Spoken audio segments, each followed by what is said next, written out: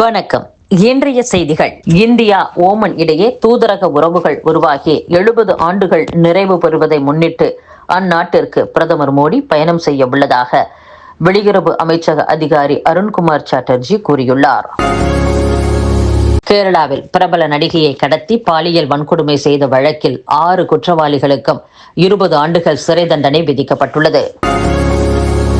சத்தீஸ்கர் மாநிலம் சுக்மா மாவட்டத்தில் 33 லட்சம் ரூபாய் பரிசுத் தொகை அறிவிக்கப்பட்டிருந்த 10 நக்சலைட்டுகள் சரணடைந்துள்ளனர். சத்தீஸ்கர், தெலுங்கானா, மகாராஷ்டிரா, மத்திய பிரதேச மாநிலங்களில் நக்சல் அதிகம் மிகுந்து காணப்படுகிறது.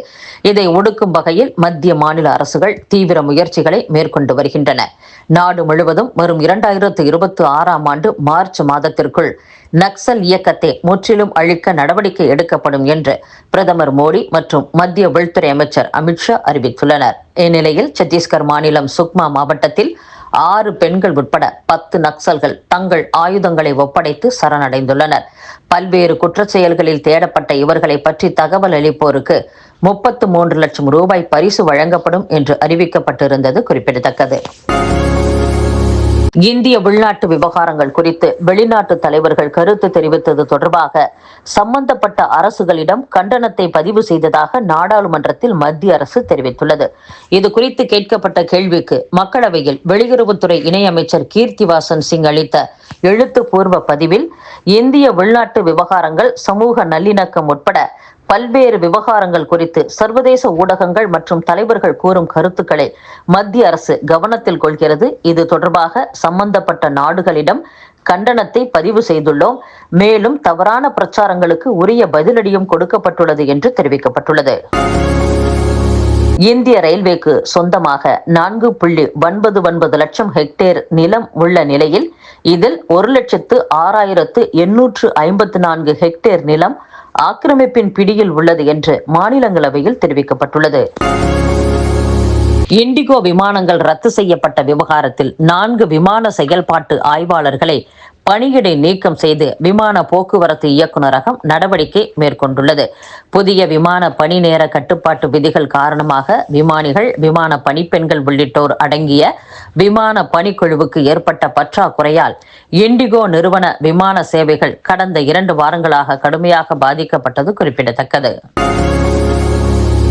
முந்தைய 5 மாதங்களில் இல்லாத அளவுக்கு கடந்த நவம்பர் மாதத்தில் ரஷ்யாவில் இருந்து அதிக அளவில் கச்சா எண்ணெயை இந்தியா இறக்குமதி செய்துள்ளது. கூடுதலாக இறக்குமதி செய்யப்பட்ட கச்சா எண்ணெயின் பெரும் பகுதி சுத்திகரிக்கப்பட்டு ஆஸ்திரேலியாவுக்கு ஏற்றுமதியாகியுள்ளது. சீனாவுக்கு அடுத்து ரஷ்யாவிடம் இருந்து அதிக கச்சா எண்ணெய் வாங்கும் நாடாக இந்தியா உள்ளது.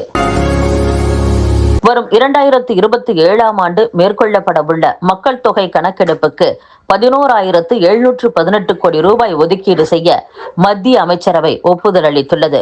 பிரதமர் நரேந்திர மோடி தலைமையில் டெல்லியில் நடைபெற்ற மத்திய அமைச்சரவை கூட்டத்தில் இதற்கான ஒப்புதல் அளிக்கப்பட்டுள்ளது.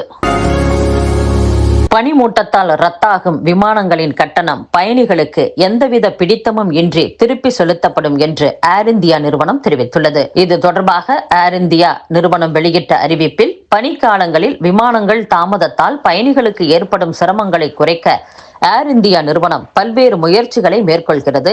அதன்படி பனிக்காலத்தில் ஏர் இந்தியா விமானம் ரத்து செய்யப்பட்டால் அதற்கு மாற்று விமானம் ஏற்பாடு செய்யப்படும். விமானங்கள் தாமதமானால் பயணம் செய்ய விரும்பாத பயணிகளுக்கு டிக்கெட் கட்டணத்தில் எந்தவித பிடித்தமும் இல்லாமல் முழு கட்டணமும் திருப்பி அளிக்கப்படும். இந்த அறிவிப்பு இந்திய விமான போக்குவரத்து துறை கட்டுப்பாட்டு இயக்குநரகம் அறிவித்துள்ள மூடுபனி காலமான டிசம்பர் 1 முதல் 2026 பிப்ரவரி 10ஆம் தேதி வரை அமலில் இருக்கும் என்றும், அதோடு மட்டுமின்றி இந்திய வானிலை ஆய்வு மையம் கொடுக்கும் அறிக்கையின்படி பனிமூட்ட நிலவரம் மற்றும் விமானங்கள் தாமதம், ரத்து உள்ளிட்ட தகவல்கள் குறுஞ்செய்தி, வாட்ஸ்அப், மின்னஞ்சல் மூலம் உடனுக்குடன் பயணிகளுக்கு தகவல் தெரிவிக்கப்படும் என்றும் அறிவித்துள்ளது. கணினி, கைபேசி, தொலைக்காட்சி உள்ளிட்ட டிஜிட்டல் திரைகளில் அதிக நேரம் செலவிடும் சர்க்கரை நோயாளிகளுக்கு இரத்த சர்க்கரை அளவு அதிகரிப்பது ஆய்வில் தெரியவந்துள்ளது. டிஜிட்டல் திரை பயன்பாட்டால் உடல் இயக்கம் முடங்குவதாகவும் அதன் விளைவாகவே இந்த பாதிப்பு ஏற்படுவதாகவும் ஆய்வு முடிவுகள் தெரிவிக்கின்றன. மக்களவையில் திரிணாமுல் காங்கிரஸ் எம்பி ஒருவர் தொடர்ந்து சிகரெட் புகைப்பதாக பாஜக எம்பியும் முன்னாள் மத்திய அமைச்சருமான அனுராக் தாக்கூர் அவைத்தலைவர் ஓம் பிர்லாவிடம் எழுத்து மூலம் புகார் தெரிவித்துள்ளார். பீகார் முதலமைச்சர் நிதிஷ்குமாரை பதவி நீக்கம் செய்ய சதி நடைபெற்று வருவதாக விகாசுல் இன்சான் கட்சியின் தலைவர் முகேஷ் சகானி பேசியுள்ளது புதிய சர்ச்சையை ஏற்படுத்தியுள்ளது. இத்துடன் செய்திகள் நிறைவடைகின்றன. மீண்டும் நாளை சந்திப்போம். வணக்கம்.